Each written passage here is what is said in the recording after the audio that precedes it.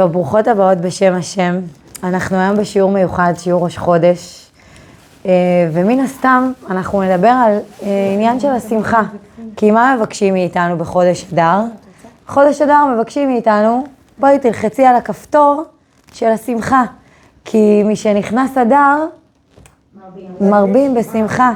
עכשיו, לא הבנתי, כאילו אני אמורה להרבות במשהו שכבר יש לי. ועוד במה? בשמחה. כאילו, יש פה ציניות, מישהו עובד עלינו, אז אנחנו תכף נדבר על זה. בכלל, מה זה באמת שמחה? אפשר להתבלבל ולחשוב שמשהו אחד הוא שמחה, וזה בעצם לא זה בכלל. אז אנחנו נראה באמת קודם להגדיר את הדברים כמו שצריך, ולראות באמת איפה הכפתור הזה נמצא, והוא נמצא אצל כל אחת ואחת מאיתנו, ואיך אנחנו משמרים שמחה אמיתית לאורך זמן. אז אנחנו נתחיל עם שאלה מתבקשת. איפה באמת נמצא הכפתור הזה של השמחה? איך זה יכול להיות שמבקשים ממני לעבור ממצב למצב? הרי כביכול זה לא משהו שהוא בשליטתי. אם אני בשמחה או לא בשמחה, יש לזה כל כך הרבה השפעות שהן חיצוניות מדברים שלא תלויים בי בכלל. אז איך אפשר לבקש ממני להיות בשמחה? ועוד רבי נחמן מברסלב, זכותו יגן על כולנו, אמן, אומר לנו מצווה גדולה להיות בשמחה, הוא ממליץ. וכשרבי נחמן ממליץ, אז אנחנו רוצים לקחת את ההמלצה, אבל מה זאת אומרת? איזה מצווה יש כאן? אין פה איזה סעיף של שולחן ערוך שאומר, תקשיבי, תהיי בשמחה, תעשי פעולות 1, 2, 3, תקבלי על זה שכר, כמו ששמרת שבת, כמו שקיימת את ההלכה, ככה זה עובד. אז אנחנו צריכים לדעת שבאמת מצווה גדולה להיות בשמחה, אבל זה לא באמת הלכה בשולחן ערוך. זה יותר, כמו שאמרנו, המלצה. אבל מה? אומרים בחסידות, משפט חזק ביותר, שאין באמת מצווה, מה שנקרא על הנייר, להיות בשמחה. אבל כל המצוות תלויות בשמחה. זאת אומרת, כדי לקיים מצווה באמת, כמו שצריך, מה שנקרא, אני לא יכולה לעשות את זה בלי שמחה. אני חייבת את השמחה. שמחה זה הבסיס קיום שלנו כיהודים. זה ה-state of mind, זה המצב תודעה שהשם רוצה אותנו. תכווני את עצמך לשמחה. עכשיו רק בעזרת השם, בואו נראה איך עושים את זה. איך אני יכולה לכוון את עצמי לשמחה. איך אני יכולה להיות בכלל במצב כזה שאני מחליטה בעניין של החלטה להיות בשמחה. איך אני עושה את זה? אם אנחנו נגיד ששמחה זה מצב רוח, אז המצב רוח משתנה עם הרוח, כמו מזג אוויר. פעם אחת יש לי יום הולדת, כיף לי, טוב לי, שמח לי, כל מי שאני אוהבת נמצא איתי, ואיזה כיף, חגיגה. אבל מה קורה אם בדיוק קמתי בבוקר ופגשתי בול בפוני את האנשים שהכי לא בא לי לפגוש? מה קורה אם אני אוהבת קיץ ועכשיו חורף? מה קורה אם כל המציאות מסביב היא לא משהו שתלוי בי בכלל? אז איזה חוסר אונים זה? איך אני יכולה להיות בשמחה? בוא נחשוב שנייה על מציאות שהיא לא רצויה. מה זה לא רצויה? מציאות שאנחנו רוצים לשנות אותה ואנחנו לא יכולים. תחשבו מה עברנו בשנתיים החולפות. איזה פורים היה לנו, איזה שמחת תורה היה לנו, איזה חגים היה לנו, שכל הזמן התפעלנו על החטופים, שהרגשנו אשמים לשמוח. כי מה? כי הם היו שם 40 מטר מתחת לאדמה, והם יצאו בחסדי שמיים, ברוך השם הם יצאו, ומה הם מספרים לנו? ששם הם גילו את אלוקים. מה הם ראו שם בתוך החושך? שאנחנו צריכים לגלות באיזושהי צורה ובאיזשהו אופן, אבל בלי לרדת 40 מטר מתחת לאדמה, בתוך המציאות שלנו. למה אני יכולה לקום בבוקר ולהרגיש על הפנים? בואו נגיד את האמת. בירכתי קודם. אתם מכירים את זה?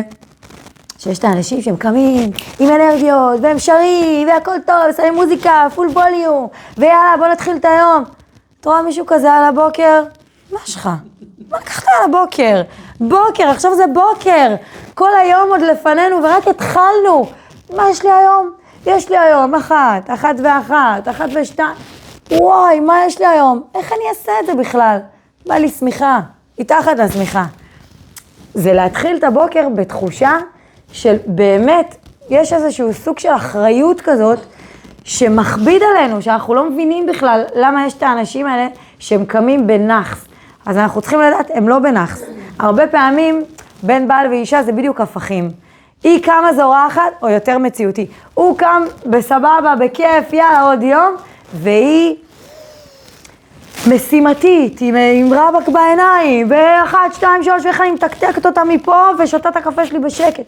אנחנו צריכים לדעת, היא לא בבאסה, היא לא נחסית, היא משימתית, היא רואה מול העיניים את האחת, שתיים, שלוש, שצריך להתחיל איתו את הבוקר, ואחרי שהיא תעבור את זה, עם הקפה של הבוקר היא תתחיל את היום. יש הבדל דק. אתם רואות את זה? במקום לראות אותה מעכשיו בנחס, אפילו את עצמך, אם את כזאת, אם את מזדהה, לדעת שאת פשוט משימתית. את צריכה לדעת, 1, 2, 3, אני מתחילה את היום, ואז הכל יהיה בסדר. זה כבד עלינו, ההתחלה של היום. בגלל שאנחנו יודעות כמה עומד לפנינו. אבל האנשים האלה שהם בדרך כלל במצב רוח טוב, אין להם יותר מדי אחריות על הכתפיים, הם אלה שזורמים, בוקר טוב, השמש זורחת, הציפורים מצייצות. אנחנו צריכים לדעת שזה יפה, אבל זה לא שמחה, זה מצב רוח, זה חולף. זה בשנייה שהבן אדם נכנס לפקק, נגמר לו הפתיל של השמחה. למה? כי עוד הפעם נתקלנו במציאות שאנחנו לא באמת רוצים אותה. איך אני יוצאת מזה עכשיו? אני נמצאת במצב שכפו עליי אותו. אני לא רוצה את המצב הזה. ואני לא יכולה לעשות כלום כדי לשנות אותו. זה לא תלוי בי בכלל. לא שאלו אותי על התסריט הזה. אז קודם כל, אנחנו ניקח שנייה צעד אחורה לגמרא. הגמרא שמביאה לנו את סיפור חיינו. עוד לפני שהאדם בכלל הופך להיות לאיזושהי מציאות בעולם, יש מלאך שממונה על ההיריון. ואותו מלאך בא לפני הקדוש ברוך הוא ואומר לפני הקדוש ברוך הוא, טיפה זו מה יהיה עליה? מה הולך להיות המזל של אותה נשמה שהולכת לרדת לעולם? הוא יהיה חכם או טיפש, הוא יהיה עשיר או עני, הוא יהיה חזק או חלש. ויש דברים שלא נכתבו על הנשמה. מה לא נכתב? לא נכתב אם הוא יהיה צדיק או רשע. זאת אומרת, יש נתונים שאנחנו יורדים איתם כבר מראש לעולם. כמובן שיש לנו כוח לשנות מזל, ויש כוח לשנות מציאויות, ויש כוח של בחירה בעולם, כן? אבל מה שנקרא, יש חבילה, יש סל שכל אחד מגיע איתו. ועוד יותר מזה, יש דבר שנקרא, אנחנו נקרא לו לצורך העניין, חוזה נשמה. כל נשמה, לפני שהיא ירדה לעולם, הראו לה איזה סרט של החיים, שכך וכך היא צריכה לעבור. ולא תמיד הכל נראה דבש ותותים. יש שם גם דברים של התמודדויות לא פשוטות, התמודדויות אפילו קשות ביותר, שבן אדם חותם על זה ואומר אני מסכים ואני יורד לעולם, ובעזרת השם עם זה ננצח. חתמנו על זה, חתמנו על ההתמודדויות האלה, ככה שבעצם אין לנו למי לבוא בטענות. זה היה חלק מהעסקת חבילה. לפעמים אנחנו יכולים לבוא ולהגיד לעצמנו בתוך המציאות, אני לא רוצה את זה, אני לא רוצה את המציאות הזאת, כי הייתי מעדיפה, אם היו שואלים אותי, מה התסריט של החיים שלי, הייתי מסדרת דברים קצת אחרת. אבל מסתבר שהראו לי את הסרט הזה והסכמתי לו. למה? כי ידעתי שהדרך הזאת שבורא העולם נותן לי, היא הדרך הכי טובה בשביל הנשמה שלי, בשביל התיקון שלי. וכנראה שהראו לי ברירה אחרת שהייתה פחות טובה. זה או פה או על הפלנצ'ה. מה את מעדיפה? פה.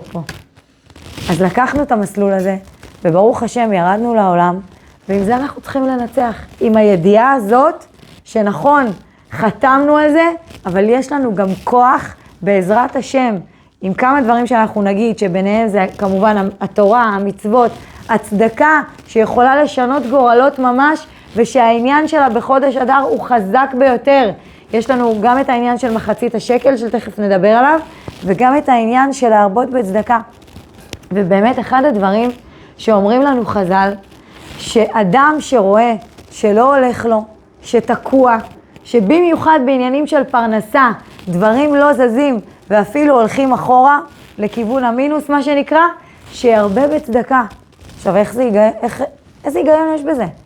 היינו יכולים להגיד ההפך, בן אדם שמרגיש שחסר לו, שיתחיל לחסוך, שישמור יותר לעצמו, שיקצץ יותר במה שהוא נותן, שיבדוק מה הוא יכול לחסוך.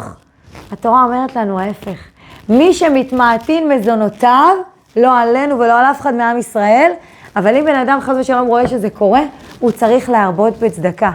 איך זה יכול להיות? אומרים לנו חז"ל, הצדקה היא פותחת את הצינור של השפע. כשאנחנו נותנים צדקה, אנחנו יוצרים תנועה, אנחנו יוצרים זרימה. ואם הכל היה תקוע, ואנחנו רוצים שיגיעו אלינו זוזים, שיזוזו לכיוון שלנו, אנחנו דווקא צריכים להזיז אותם מאיתנו והלאה.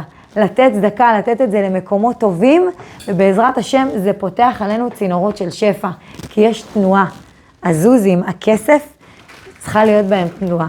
תנועה של זרימה, ובעזרת השם משם מתחיל שפע גדול.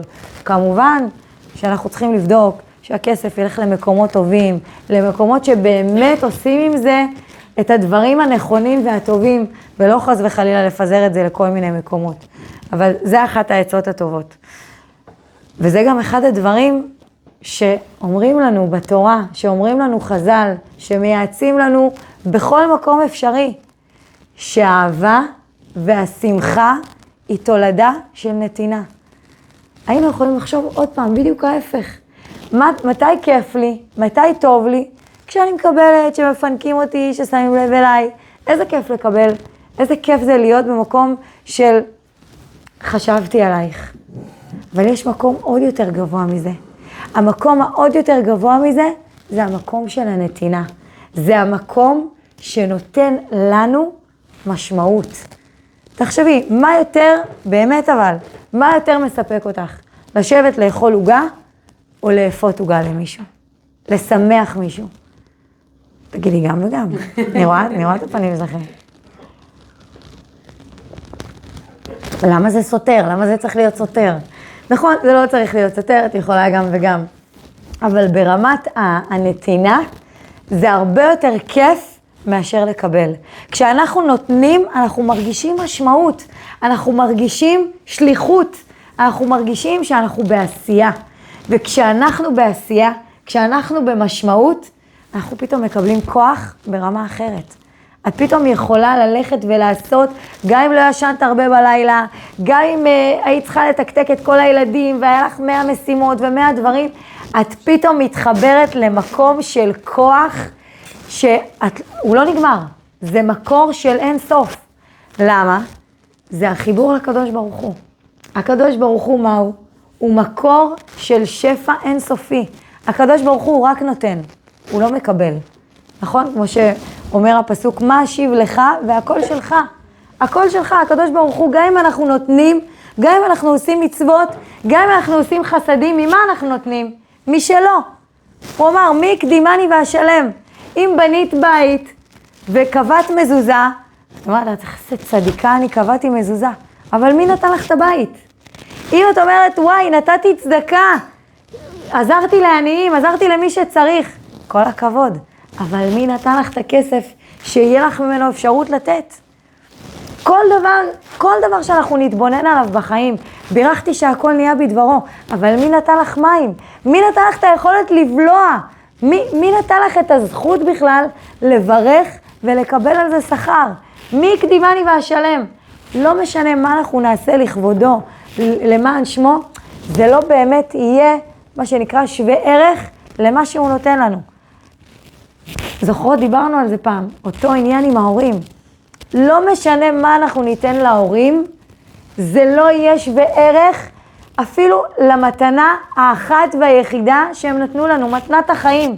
הם הביאו אותנו לעולם, ורק על עצם זה, כל מה שאנחנו נעשה למענם בחיים, לא ישתווה למתנה האדירה הזאת שהם נתנו לנו. גם אם לא היו נותנים לנו שום דבר מעבר. רק הבאתם אותנו לעולם. זאת מתנת החיים האדירה והעצומה, שאין שום דבר שמשתווה לה. אז לא רק שנתנו לנו את החיים, גם גידלו אותנו וטיפחו אותנו ונתנו לנו וקמו אלינו בלילות והלכו איתנו לקניות ועשו לנו בר מצווה ובת מצווה וחיתנו אותנו. אין ספור, אין ספור. ואני לא מדברת על הרגעים של היום-יום, השגרתיים, הרגילים, הרוחות, השמחות, הבחיות. הורים, אין דבר יותר יקר מזה. ולא משנה מה אנחנו נעשה, אנחנו לא באמת נוכל להעניק להם כפי שהם באמת ראויים לו. התורה לא הגזימה בשום דבר. התורה היא מדויקת ומאוזנת. אם התורה אמרה לנו שכדי לכבד את ההורים שלנו, אנחנו צריכים לנשק להם את הידיים, אנחנו צריכים לתת כל מה שאנחנו באמת יכולים כדי לכבד אותם ולעשות להם טוב, אין פה הגזמה. יש פה דיוק. יש פה דבר שהוא עומד על מקומו, שככה זה צריך להיות. והלוואי, הלוואי באמת שאנחנו נזכה לעשות למענם, למי שבחיים עד רבה ועד רבה, וגם למי שלא, למען נשמתם. שאנחנו נזכה באמת, אנחנו נזכיר שהשיעור יהיה לעילוי נשמת יעקב בן יהודה. תן נשמתו צרורה בצרור החיים, ולהוריי היקרים, מרים בת רינה ומאיר בן מוניק. אז כמה זה חשוב באמת להיות בהכרת הטוב, גם אם אנחנו לא לידם, אפילו רק בתודעה שלנו. יש כל כך הרבה דברים שרק מעצם המחשבה, ופה אנחנו מגיעים לנקודה, רק מעצם המחשבה אנחנו כבר מגיעים להכרת הטוב, מהתבוננות פשוטה, התבוננות על דברים אפילו הכי קטנים של החיים.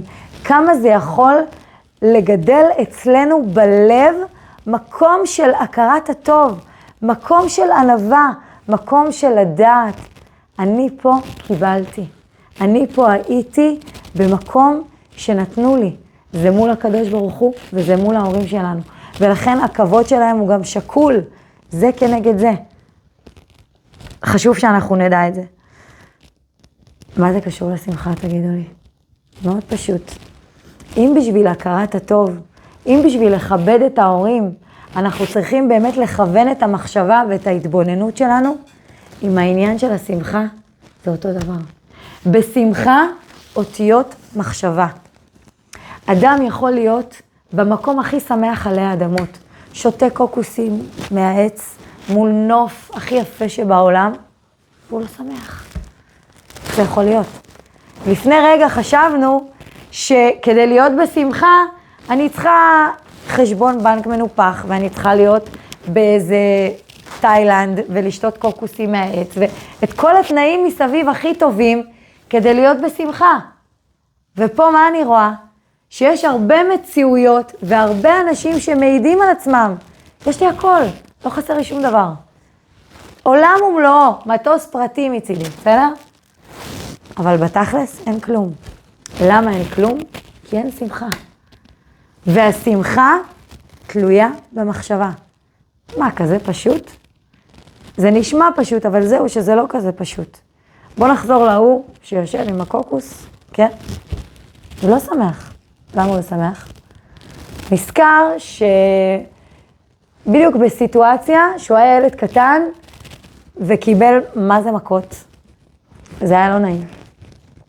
הוא נכנס עכשיו לתוך הסיטואציה. הוא עכשיו מרגיש את המכות שהוא חטף ונמצא בסיטואציה הזאת המשפילה והלא נעימה. הוא לא נהנה משום דבר, אין לו את הטעם המתוק של מה שהוא שותה ושל מה שהוא אוכל, והוא לא מסתכל על הנוף כי הוא בדמיון שלו בכלל לא נמצא שם. איפה הוא נמצא? באותו אירוע לא נעים. אז הוא אפילו לא מסוגל ליהנות ממה שנמצא מולו.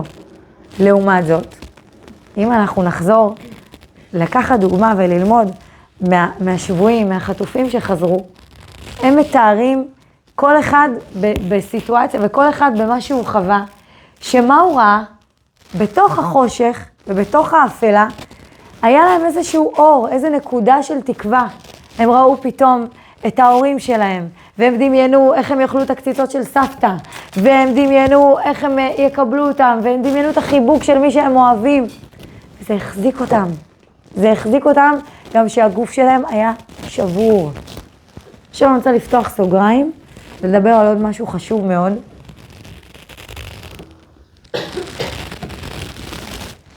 שאפילו אם נצא רק עם זה, היה לנו שווה את הכל. אנחנו צריכים לדעת שמסתובבים בינינו אנשים ונשים מורעבים, לא עלינו. מורעבים באמת. אנחנו רואים כלפי חוץ, בן פורת יוסף, אנשים שנראים טוב, שלבושים טוב, שאוכלים טוב, שהכל טוב. בגוף, כלפי חוץ. מה קורה שם בנפש? אם הנפש הייתה יכולה ללבוש גוף, היינו רואים את העצמות של אותם אנשים. כמו החטופים שהריבו אותם, ולא יכולנו לראות את התמונות המזעזעות האלה, ככה בנפש. נפש מורעבת זה נפש שהיא רוצה ואין לה. במגילה זה נקרא מתנות לאביונים. אנחנו מצווים לתת מתנות לאביונים. מה זה אביונים? אביון זה אדם שיכול להיות שיש לו, אבל אין לו את מה שהוא רוצה. הוא עובד. עובד זה לשון רצון בלשון התורה. אז הוא רוצה דברים ואין לו אותם. אז הוא נקרא אביון. זאת אומרת, זה יכול להיות מישהו מאוד מאוד עשיר. אותם מורעבים שאני מדברת עליהם, אותם אביונים. זה לא חייב להיות דברים שקשורים לחומריות ולכסף. אנחנו בפורים, בעזרת השם, אנחנו משתמשים בחומר כדי להגיע למדרגות הרוחניות הכי גבוהות. אחד מהדברים זה מתנות לאביונים. אבל אני עכשיו מדברת על דברים שאנחנו לא רואים בעין, ואנחנו לא מרגישים בחוש, אלא זה דברים שקשורים לנפש, לפנימיות, לנשמה, לשמחה. ההרעבה הזאת היא הרעבה רגשית. תגידו, כמה עולה לתת מחמאה, מילה טובה, פרגון? כמה עולה חיוך? חיוך עולה כסף, מילה טובה עולה כסף? אלו דברים שהם בחינם. ואנחנו לפעמים, חס וחלילה פה, השתבח שם הולד, הגעתי למקום שיש פה את זה בשפע. תודה להשם, חסדי שמיים. אבל יש מקומות, לא כאן, שזה בא בקושי, שזה בא, אם בכלל זה בא. למה? למה אנחנו נמצאים במקומות שהחיוך הוא כל כך נדיר, שהמילה הטובה היא כל כך אי פעם שאנחנו כמו איזה בן אדם מורעב צריכים לאסוף פירורים של מילים טובות. למה? למה שלא נפזר את הפרגון החינמי הזה, המתאר אוויר הזה, העושה טוב על הלב, הממלא הזה, ממלא יותר מכל אוכל. זה אוכל נפש. למלא את העולם שלנו, את האוויר שלנו בטוב.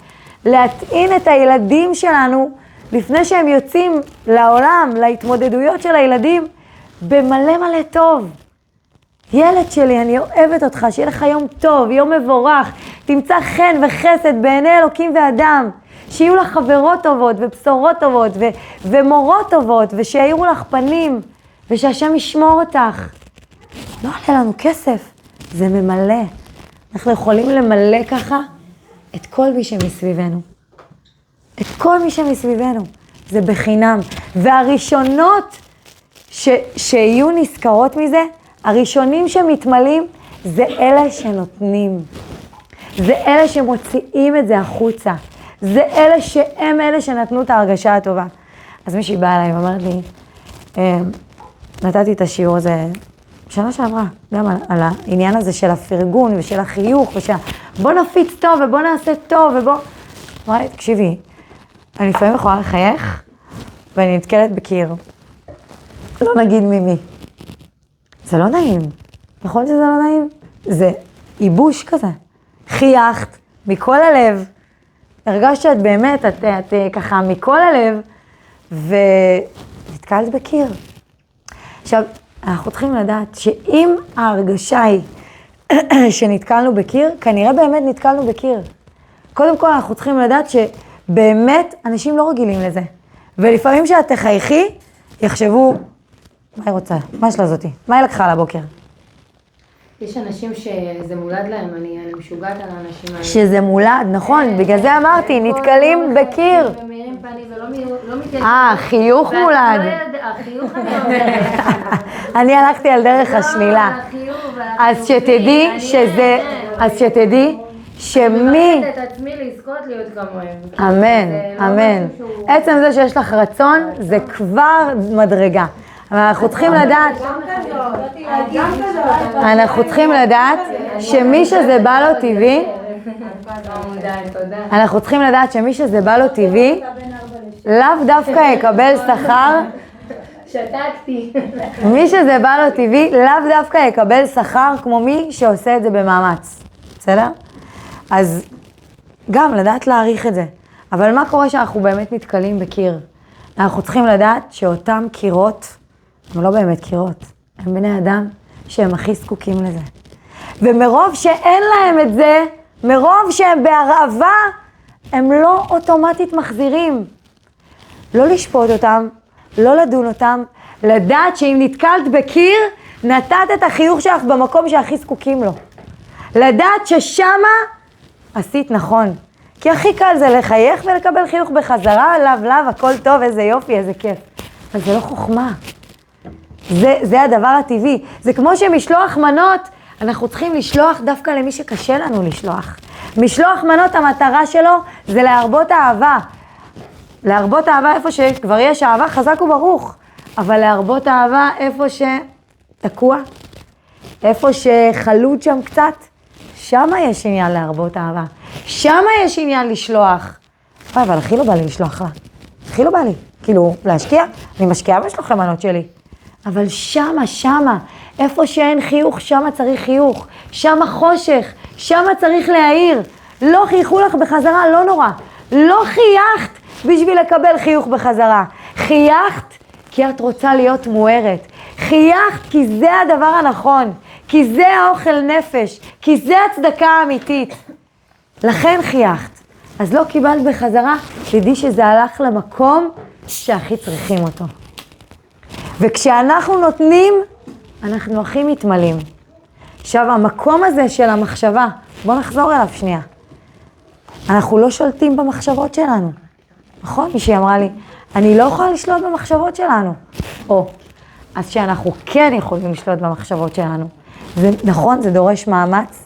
נכון, זה דורש תרגול. אבל שמה יש לנו כוח בחירה שיכול להשפיע ממש על החיים שלנו. עד כדי כך. אומר לנו, אם אני לא טועה, שזה היה בעל שם טוב הקדוש, זכותו הגן על כולנו, אמן, שאומר שאדם נמצא איפה שהמחשבות שלו נמצאות. אם אדם נמצא בחתונה והוא חושב על השואה, הוא נמצא בחתונה או בשואה? לא עלינו, בשואה.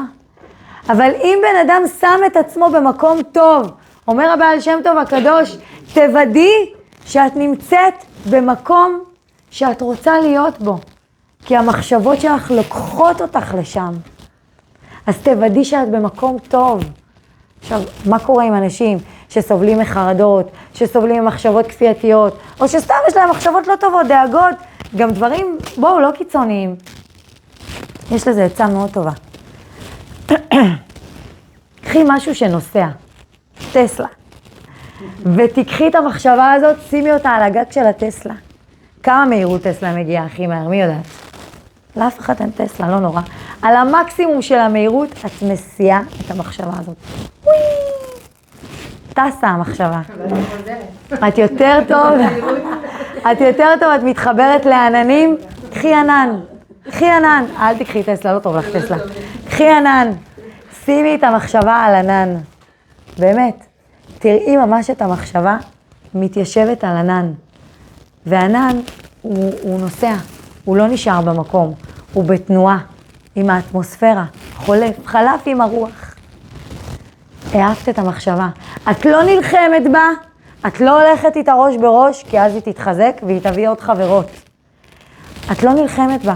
את אומרת לה, אוקיי, הגעת, היית פה, עשית את שלך, הגיע הזמן להמשיך הלאה. יש אחת אוהבת עלה של שלכת, שפתאום נח על המים, על הנחל, על הפלג, והוא נוסע, והנחל זורם. נחל לא נשאר תקוע, תמיד יש בו זרימה של חיים. ואת מסיעה את זה הלאה. עכשיו, זה אולי נשמע לנו דברים של הגננת שמחה מ-1980, אבל תדעו לכם שזה אמיתי, וזה מוכח מחקרית, וזה בדוק וזה מנוסה. ומי שתנסה, תבוא אחר כך להגיד לי זה עבד. כי ברוך השם יש לי הרבה ניסיון עם זה, של דיווחים, כן? דיווחי תנועה על המחשבות שנשאו מהם. זה אמיתי וזה עובד. אבל מה קורה? אנחנו לא יכולות להישאר בלי כלום. אנחנו צריכות להכניס מחשבה טובה, כדי שתחליף את זאת שהסענו הלאה. אז יש לנו הרבה טוב להתמקד בו, ברוך השם. כמו למשל בזה שאנחנו פותחים את הברז ויש בו מים. פעם חשבתם איזה דבר זה? איזה אושר זה? אמיתי אבל, אמיתי. יש מקומות שאפשר לטייל ולנסוע ולראות שלאנשים אין מים, אין ברז. צריכים ללכת לשאוב מים, לעמוד בתור, לחזור, להרתיח את המים, ואז בסייעתא דשמיא לברך ולשתות. וגם לא בטוח. יש לנו מים בברז. יש לנו מים חמים, מים קרים. אולי יש פה אנשים עם ג'קוזי? לכי תדעי.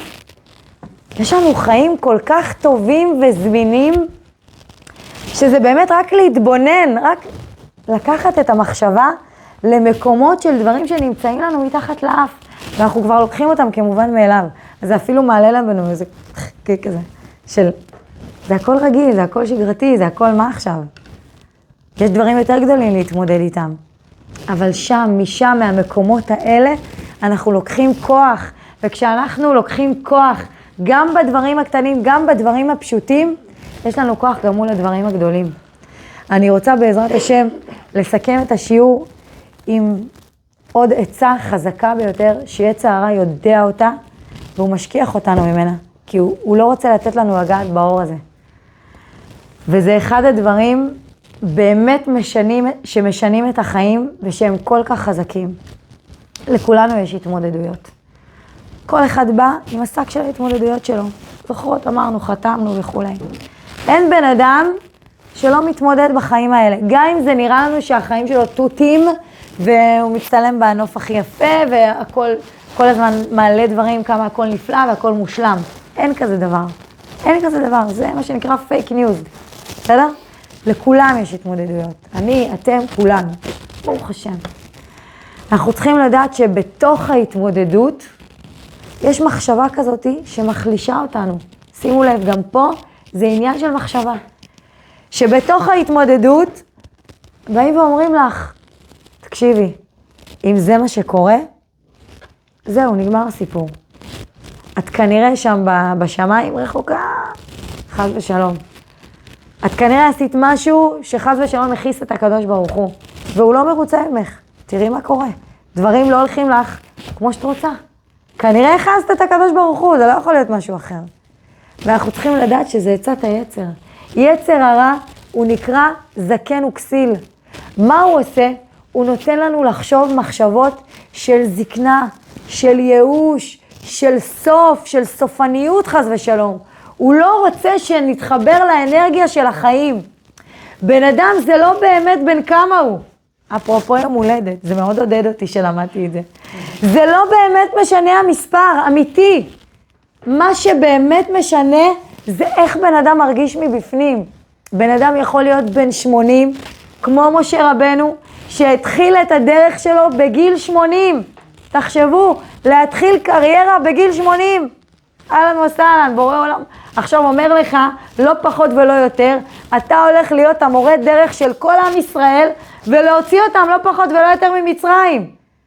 בן אדם בן 80, עם כל הכבוד, לא בטוח שהייתי יוצאת איתו לטיול שטח. בטח לא למדבר.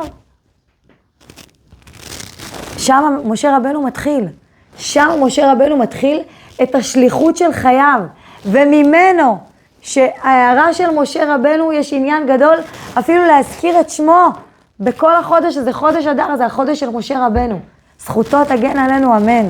שהוא לקח את עם ישראל מהמקום הכי נמוך, מהמקום של ממתת שערי תומה, למקום הכי גבוה, לקבל את התורה. ולא רק פעם אחת, אלא פעמיים.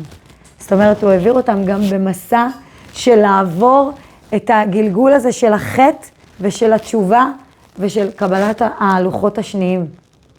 וכל זה בתוך מדבר, בתוך תלאות, בתוך מסע כל כך מפרך של החיים, לא רק של עצמו, אלא של כל המיליונים של עם ישראל שיצאו איתו. משם אנחנו צריכים לקחת כוח, לדעת שכל הלחישות הלא טובות האלה, כל המחשבות הלא טובות האלה, כל האמרות המייאשות האלה, זה אמרות של יצר הרע, שלא רוצה לתת לנו לגעת באור. וכשאנחנו מרגישות התמודדות כזאת, שאנחנו עוד שנייה מה שנקרא הכי נמוך שיש, בתחתית, הגענו זהו. לקחת את הכאב הזה של ההתמודדות, ופשוט להפנות אותו לתפילה לקדוש ברוך הוא. להגיד לו, בורא עולם, קשה לי. אני יודעת שאתה סיבת הסיבות ועילת העילות. אתה נתת לי את ההתמודדות הזאת. אתה יכול גם להוציא אותי מזה, מהמצרים הזה שאני עוברת. אתה ורק אתה. ואני בוטחת בך ואני יודעת שהכל ממך. אז בבקשה, לקחת את המקום הזה של הכאב לתפילה. זאת העצה הכי חזקה והכי טובה. כי היא מכניסה אותנו גם למקום של אמונה, של אין עוד מלבדו. היא מכניסה אותנו גם למקום שאנחנו פונות באמת למקום היחידי שיכול להושיע אותנו. אין מישהו באמת שיכול להושיע אותנו. חזק ככל שיהיה, בעל תפקיד ככל שיהיה. הוא מעל כולם. הוא השורש, הוא המקור. להפנות את זה אליו. ובעזרת השם הוא יכוון אותנו, והוא יוציא אותנו מאפלה לאורה. אנחנו נזכה בחודש הזה, שכל מה שאנחנו צריכים שיתהפך, יתהפך לטובה. כמו שהיה אז, ליהודים הייתה אורה ושמחה, ששון ויקר. ברוך אדוני לעולם, אמן ואמן.